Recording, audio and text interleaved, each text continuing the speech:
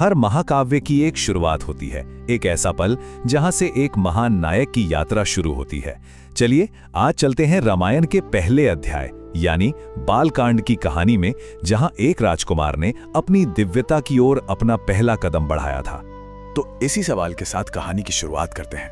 है ना दिलचस्प कि सबसे बड़ी, सबसे महान कहानियों की नींव किसी शोर शराबे में नहीं, बल्कि सबसे शांत, सबसे गहरे पलों में रखी जाती है। तो हमारी कहानी की शुरुआत होती है अयोध्या से, एक ऐसा राज्य जो कहने को तो बहुत समृद्ध था, बहुत खुशहाल था, लेकिन उस पर एक बहुत गहरा संकट मंडरा रहा था। जरा सोचिए कैसी स्थिति थी। एक तरफ राक्षस पूरी दुनिया में कह सकते हैं हाहाकार मचा रहे थे, धर्म, न्याय सब कुछ दांव पर लगा था, और दूसरी तरफ जो धर्म के रक्षक थे, अयोध्या के महान राजा दशरथ, वो खुद एक बहुत बड़ी चिंता से घिरे थे। उन्हें कोई संतान नहीं थी, कोई उत्तराधिकारी नहीं था। तो एक तरफ खाली सिंहासन और दूसरी तरफ आतंक से कांपती दुनिया, यही थी अयोध्या की सबसे बड़ी दुविधा। और कहते हैं ना, जहां इंसान के सारे प्रयास खत्म हो जाते हैं, वहीं से ईश्वर का काम शुरू होता है। अयोध्या की इन प्रार्थनाओं का जवाब मिला, और वो जवाब एक पवित्र यज्ञ की अग्नि से सामने आया। तो राजा दशरथ ने किया पुत्र कामेष्टि यज्ञ। अब ये कोई मामूली पूजा या अनुष्ठान नहीं था, ये उम्मीद की आखिरी किरण थी। देवताओं से एक सीधी पुकार थी, एक ऐसी पुकार जो अयोध्या का भविष्य हमेशा हमेशा के लिए बदलने वाली थी। और देखिए, उस यज्ञ की अग्नि से आशीर्वाद मिला। देवताओं ने प्रार्थना सुन ली। राजा दशरथ को एक नहीं 4 पुत्रों का वरदान मिला। लेकिन उनमें जो सबसे बड़े थे, राम, वो कोई साधारण राजकुमार नहीं थे। वो तो खुद भगवान विष्णु के अवतार थे। उनका जन्म ही हुआ था पृथ्वी पर धर्म को, संतुलन को फिर से स्थापित करने के लिए। तो खैर, साल बीतते गए, चारों राजकुमार बड़े हुए, अपनी अपनी कलाओं में माहिर हो गए। लेकिन देखिए, नियति वो महल के आराम में बैठकर पूरी नहीं होती है ना? उसे एक चुनौती चाहिए होती है, एक बुलावा। और वो बुलावा आया एक दिन जब महान ऋषि विश्वामित्र अयोध्या पहुंचे। उनके जो पवित्र यज्ञ थे, उन्हें शक्तिशाली राक्षस बार बार भंग कर रहे थे, तहस नहस कर देते थे, और उन्हें एक ऐसे योद्धा की जरूरत थी जो इन बुरी ताकतों का सामना कर सके। अब राजा दशरथ के लिए यह किसी अग्नि परीक्षा से कम नहीं था। सोचिए, अपने इतने प्यारे, अभी अभी किशोर हुए बेटों को इतने खतरनाक मिशन पर भेजना। उनका दिल कांप गया। एक तरफ एक पिता का प्यार था और दूसरी तरफ एक राजा का फर्ज। दोनों आमने सामने आ खड़े हुए। लेकिन राम अपने भाई लक्ष्मण के साथ अपना कर्तव्य समझते थे। उन्हें पता था कि उन्हें क्या करना है। उन्होंने इस चुनौती को स्वीकार किया और ऋषि विश्वामित्र के साथ महल छोड़ दिया।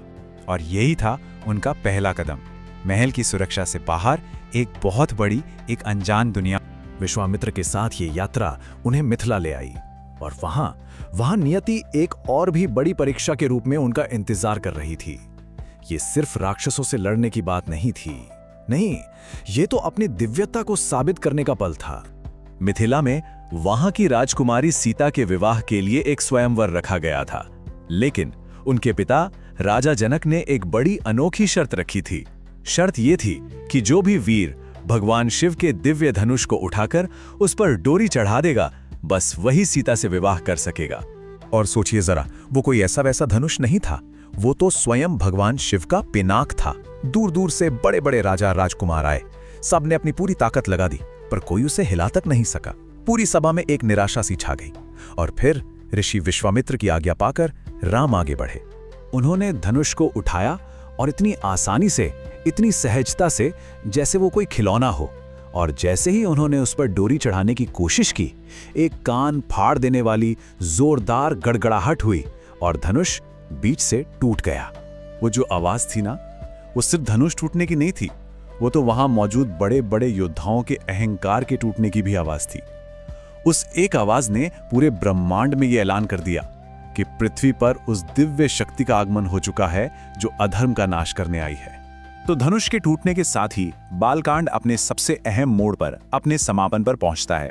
एक ऐसा मिलन होता है जो आगे चलकर पूरे महाकाव्य का आधार बनने वाला था। राम और सीता का विवाह हुआ, पर यह सिर्फ दो लोगों का मिलन नहीं था, नहीं, ये तो दो नियतियों का संगम था। ये वो रिश्ता है, वो केंद्र है जिसके चारों ओर रामायण की पूरी कहानी घूमती है।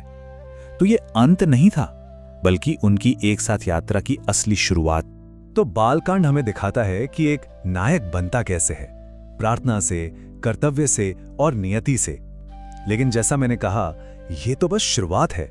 उनका ये दिव्य मिलन तो हो गया, पर भविष्य में कौन सी चुनौतियां थीं, कौन से वियोग और कौन सी अग्नि परीक्षाएं उनका इंतजार कर रही थीं, इसका जवाब हमें रामायण के अगले अध्याय में मिलेगा।